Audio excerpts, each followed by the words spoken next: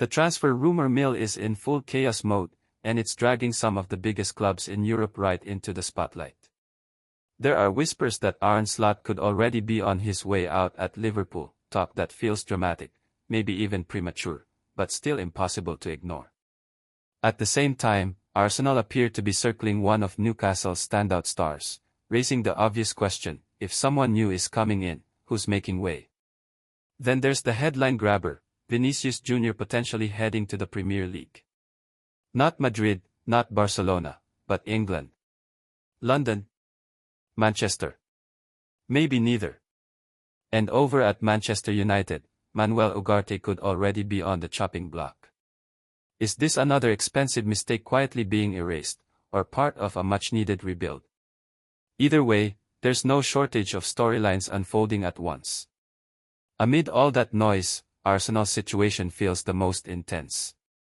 The pressure on Mikel Arteta has reached a point where it's no longer subtle, it's an ultimatum. Win the Premier League or the Champions League, or face the consequences. Anything less simply won't cut it. It sounds brutal, and it is. Arsenal have already fallen short in the domestic cups, crashing out of the FA Cup and losing the Carabao Cup final to Manchester City.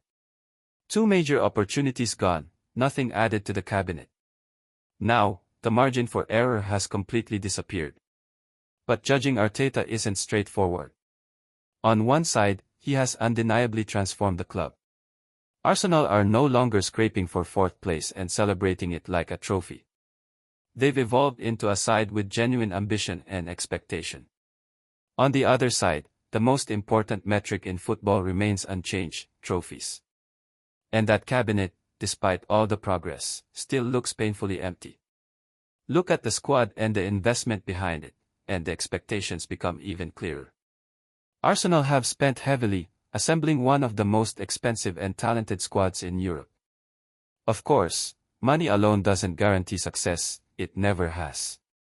But it does raise the ceiling, and Arsenal's ceiling right now should be sky high. The problem is that reality hasn't quite matched that potential. They continue to hover in that frustrating space of almost, never quite getting over the line. That's where the harsh comparisons begin. At clubs like Real Madrid or Bayern Munich, patience is a luxury that barely exists. With this level of investment and no major silverware, Arteta likely wouldn't have lasted long at either institution. Those clubs demand immediate results, not long-term projects that may or may not come good. Yet here's the dilemma Arsenal face: if not Arteta, then who? It's easy to call for change, but much harder to present a convincing alternative. There's no obvious elite replacement waiting in the wings. Do they take a gamble on an unproven manager? Turn to a familiar name like Cesc Fabregas and hope for the best? It's a risky move either way. Sacking Arteta might make sense in theory, but without a clear upgrade, it could just as easily set the club back. And that's the trap.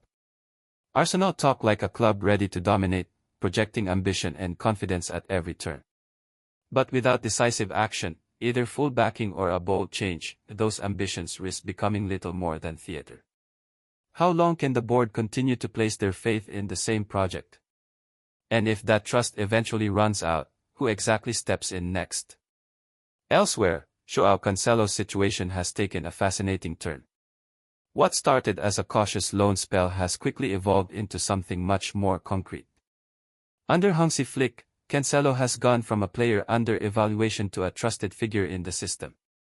Barcelona have seen enough, they want him permanently. This isn't idle speculation either. The club has already begun working through Jorge Mendes, laying the groundwork behind the scenes. Even more telling is Cancelo's own stance. He's reportedly willing to take a pay cut to make the move happen, which says a lot about his desire to stay. Players don't give up money unless they genuinely believe in the project they're joining. Of course, the deal itself won't be straightforward. Cancelo still has a year left on his Al Hilal contract, and Barcelona's ideal scenario would be to bring him in for free. For that to happen, the player would need to negotiate an early exit, something that won't come easily given the financial power of Saudi clubs. Still, with the contract ticking down and all parties seemingly aligned, Barcelona's chances are far from unrealistic. What makes this situation different is that it's no longer just rumor or speculation. This is a clear club intention, a structured move taking shape behind the scenes. And in Barcelona's often chaotic transfer landscape, that level of clarity is surprisingly rare. Meanwhile, Liverpool's contract situation with Ibrahima Konate continues to drag on. Talks have been ongoing for well over a year, stretching into a saga that now feels almost as significant as any new signing. When negotiations last this long, it's rarely straightforward, and how it ends could have a major impact on Liverpool's defensive future. So where does that leave things right now? Still no signature. Not even a symbolic handshake. But for the first time since these talks began, there's been something real, actual movement instead of recycled speculation. The clock is ticking loudly too. Konate's contract is winding down, and Europe's biggest predators are already circling. Real Madrid, PSG, Bayern Munich, all ready to snap up a world-class centre-back without paying a transfer fee. For Liverpool, the stakes couldn't be higher. Losing him for free would land like a second blow in quick succession. Trent has already walked away without bringing in a fee, Salah is edging toward an early exit, and if Konate follows the same path, it stops looking like bad luck and starts resembling a deeper structural issue within the club. Yet behind the scenes, the tone has shifted.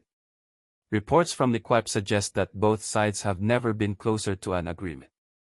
It hasn't been smooth, too far from it. Konate rejected the initial offer outright, viewing it as well below his value. Talk stalled, tension grew, and then, they quietly resumed. The reason is simple: timing. With the World Cup approaching, and at 26 years old right in his prime, he wants clarity. No drawn-out saga, no last-minute chaos, just certainty before the biggest stage in football. On the pitch, his season hasn't been flawless. Virgil van Dijk no longer looks like the immovable force he once was, and Liverpool's defense as a whole has had its shaky moments. But even with that context, letting Konate leave now, especially in a market where centre-back prices have spiraled into the absurd, would feel reckless to the point of negligence. Clubs are still lurking, waiting for any sign of collapse in negotiations. But the key detail is this: the player himself wants to stay. That shifts the balance. Now it's down to Liverpool, whether they can actually close the deal, or stumble at the final hurdle and watch it all unravel. Meanwhile, over in Madrid, there's a different kind of tension brewing. Real Madrid either seem reluctant to extend contracts these days, or they've made a calculated decision about Vinicius Jr.'s value. According to reports, the Brazilian winger is being quietly offered to multiple Premier League clubs ahead of the summer window, and not just one or two. Liverpool, Arsenal, Manchester City, Manchester United, Chelsea, essentially anyone capable of entering the conversation. The situation is layered with irony. Negotiations between Vinicius and Madrid have stalled completely. The player is asking for wages north of £500,000 per week, before bonuses even enter the discussion. Madrid's stance is equally firm: if an agreement can't be reached, they'll sell now rather than risk losing him for nothing in a year, a scenario they are determined to avoid after past experiences. But that figure creates a different problem entirely. Who in the Premier League can realistically absorb that kind of wage without destabilizing their entire structure? Arsenal and Liverpool both have sporting reasons to consider him. Arsenal need firepower on the left, Liverpool are bracing for life after Salah, but financially, it's a different story. £500,000 a week doesn't just stretch a wage bill, it tears through it. And then, almost lurking in the background, there's the Saudi Pro League, patient, well-funded, and more than willing to meet those demands without hesitation. They've already made their pitch, and crucially, Vinicius hasn't ruled it out. In fact, he hasn't ruled anything out. He's operating in complete silence, letting the situation develop around him. What you end up with is a classic transfer deadlock. The player isn't pushing to leave. The agents are actively exploring options. The club refuses to meet the demands. And suddenly, a situation that didn't need to escalate turns into a full-blown auction. At Manchester United, a different kind of story is unfolding. Manuel Ugarte's time at the club has been underwhelming, to put it kindly. Signed as a specialist defensive midfielder, he's looked effective without the ball, but almost redundant with it. In a system that demands technical quality and progression, that limitation has been hard to ignore. United appear ready to cut their losses.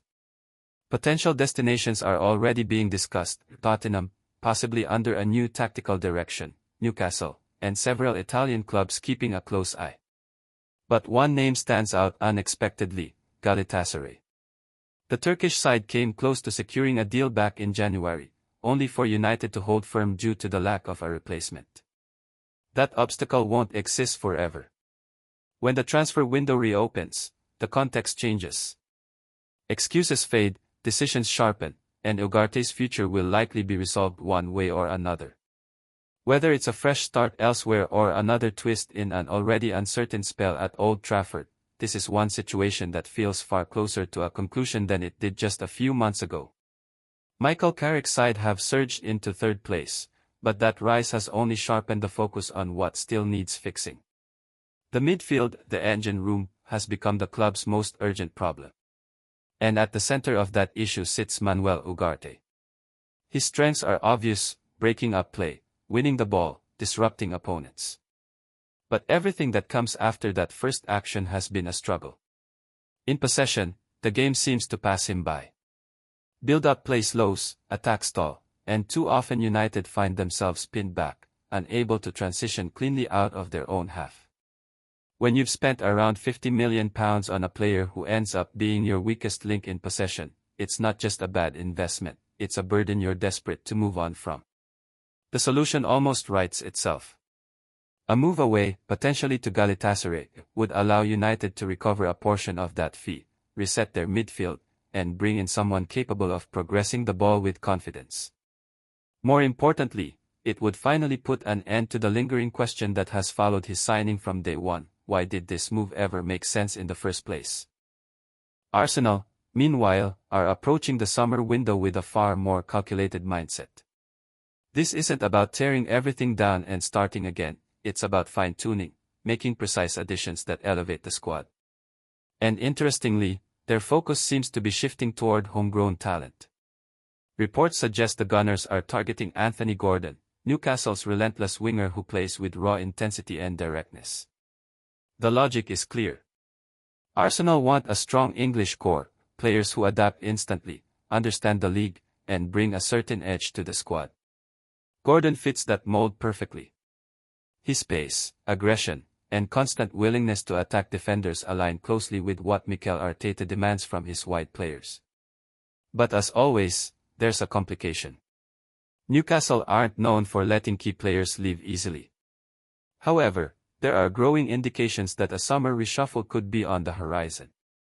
If departures begin, and names like Sandro Tonali have been loosely linked with moves, then opportunities could emerge. Even so, the financial side of the deal is where things become tricky. Gordon's valuation might sit around £45 million, but selling to a direct rival, especially one competing at the top end of the table, changes the equation entirely. The price could easily inflate into the £80 to £90 million range. And that raises a serious question: is that kind of fee justified for a player who, while highly effective, hasn't yet fully established himself among the elite? From Arsenal's perspective, the answer might still be yes. Rather than gambling on an unproven talent from abroad, they seem willing to invest heavily in a player who guarantees effort, intensity, and immediate impact. Gordon wouldn't necessarily walk straight into the starting lineup, but he would push players like Gabriel Martinelli and Leandro Trossard, creating internal competition that often defines title-winning squads. The only real doubt is whether that price tag aligns with Arsenal's broader financial strategy. At Liverpool, the situation feels far more volatile. Reports suggest that Arne Slot has already offered his resignation, not under pressure, but by choice. After a humiliating 4-0 defeat to Manchester City in the FA Cup, the cracks became impossible to ignore. But the result itself is only part of the story. The deeper issue lies in Slot's attempt to reshape the team in his own image, a process that, so far, has backfired. Last season, he inherited a perfectly balanced, title-winning side built by Jurgen Klopp and largely left it untouched. The result was immediate success. But once he began making changes, the structure started to unravel.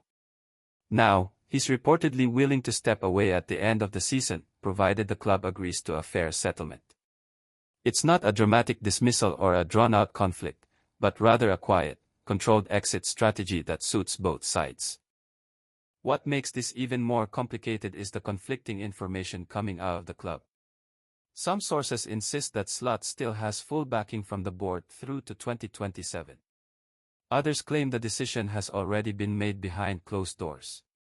But his willingness to walk away shifts the entire situation.